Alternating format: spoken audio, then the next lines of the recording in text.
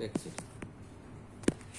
আসসালামু আলাইকুম। আমার দারাজ থেকে আমি একটা ক্যামেরা অর্ডার করছি। এই ক্যামেরাটা আমি এখন খুলবো, আসলে কি আছে নাকি। দুইটা প্রোডাক্ট আমি করছি, অর্ডার করছি। এখান থেকে ক্যামেরা এবং একটা হেডফোন মাইক্রোফোন।